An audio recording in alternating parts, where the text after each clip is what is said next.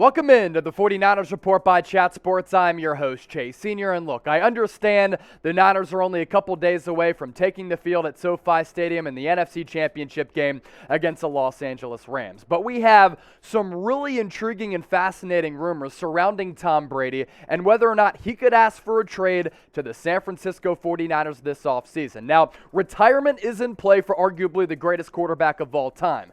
So too is him going to a third team in his illustrious and historic NFL career. This coming from Colin Cowherd on his radio show yesterday on Fox Sports Radio, all about Tom Brady potentially going to the Niners and him being interested in joining forces with Kyle Shanahan. Colin Cowherd said this: "There are reports surfacing that Brady would consider moving to a third team. San Francisco, it should be noted, would be his choice at the top of his list. His parents are getting older, and they still live in the Bay Area. Kyle Shanahan's getting Garoppolo to NFC Championship games. The 49ers are Tom Brady's favorite team, and when he was a kid in San Francisco, he was rooting for this squad. And there's no indication that Trey Lance is going to be a great player. He's certainly talented, but there's no indication that Garoppolo is a long-term answer either for the 49ers. Now, a lot of you watching might be asking, okay, why would Brady want out of Tampa Bay? Because they just won a Super Bowl last year. They were one of the top seeds in the NFC this year. They have a loaded roster, but they dealt with a plethora of injuries along the offensive line and a lot of movement at the wide receiver position. So we'll break this down here. Winning is one thing. We saw that in New England for about 2 decades with Brady and Belichick leading the charge. Sustaining it, though, is another, and Tampa Bay wasn't able to sustain it beyond 1 year.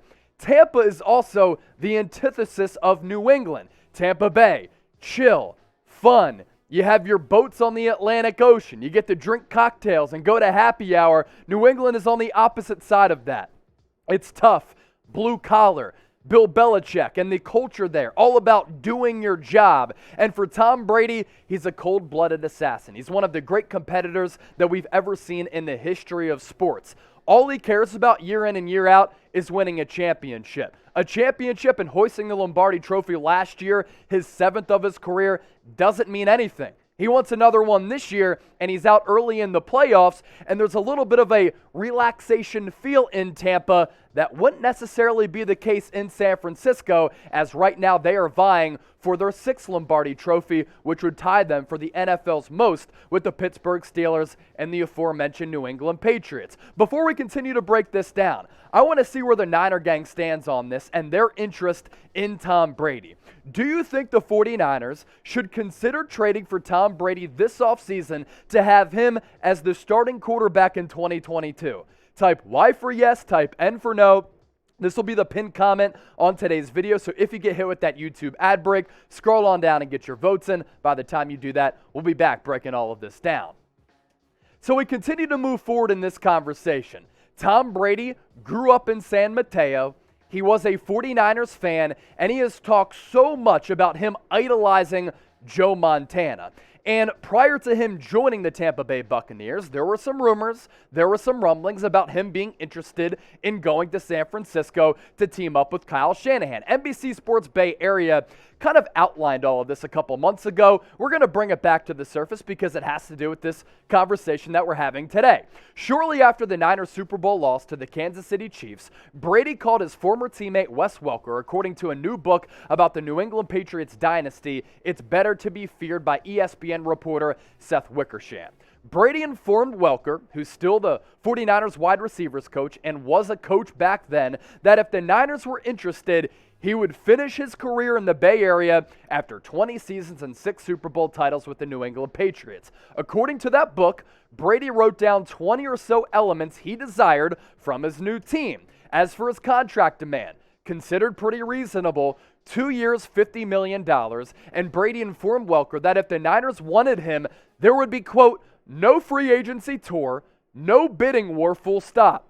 He would end his career where his love of football began, in scarlet and gold, allowing his parents to drive to his games for the first time since the 1990s. Now, at that time, San Francisco had also shown interest in Tom Brady. They looked over the tape, they really broke it down, and they decided at that point that Tom Brady was in the twilight of his career He was approaching his mid-40s, and they didn't see much of a gap between him and Jimmy Garoppolo. So last year, they moved forward with Jimmy G as the starter, and of course, it was an injury-plagued year for Jimmy G. Tom Brady then went down south to Florida to Tampa Bay, and he ended up leading the Buccaneers to a Super Bowl championship in the city of Tampa. Now, Brady, as I mentioned, has let his feelings about the Niners be known for a long time. This is him and his mom at Candlestick during the catch, right after that game when Joe Montana linked up with Dwight Clark. And Tom Brady had posted on his Facebook page, "What a magical time in my life. Sad to see Candlestick go." Also, there's a picture of him in a Joe Montana uniform celebrating Halloween.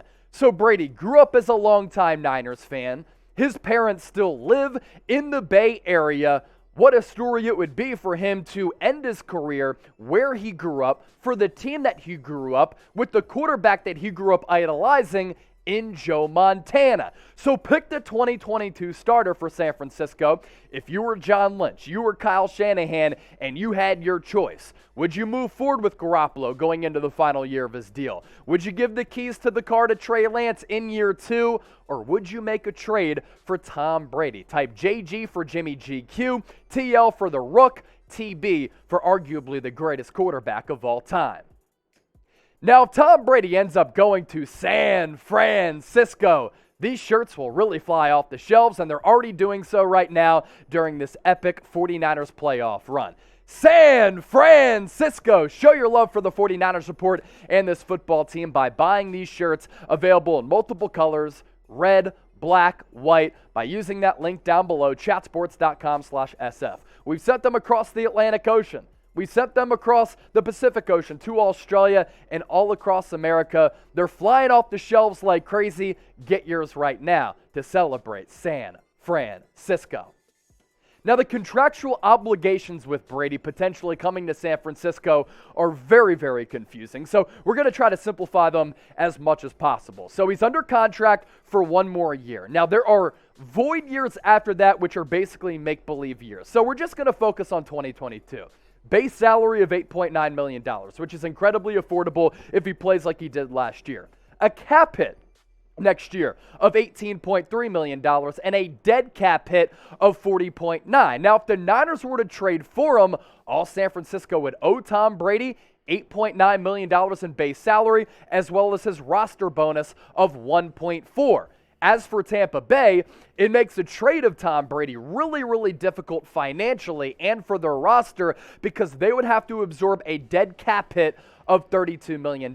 So basically, to make that work for them, they'd have to almost try to configure that deal for Tom Brady and lower his roster bonus and do some configuration so that that dead cap hit would not be $32 million. But for San Francisco, again, all they would owe him, $8.9 million in base salary and $1.4 million in that roster bonus. Very affordable if he plays like he did here in 2021, where he was in the MVP conversation once again and had arguably his best year as a starting quarterback in the NFL statistically. Now, he's going to be 45 years old next year. That, of course, is a concern, but Tom Brady was wheeling, dealing, dropping dimes. He had a couple of bad games sprinkled in, but who doesn't nowadays?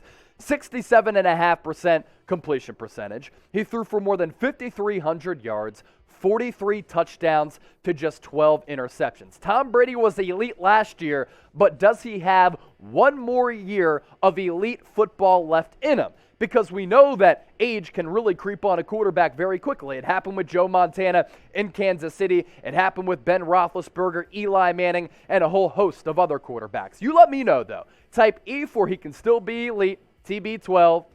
He's just working with Alex Guerrero, and he's reversing father time, or type W for you think next year he would be washed.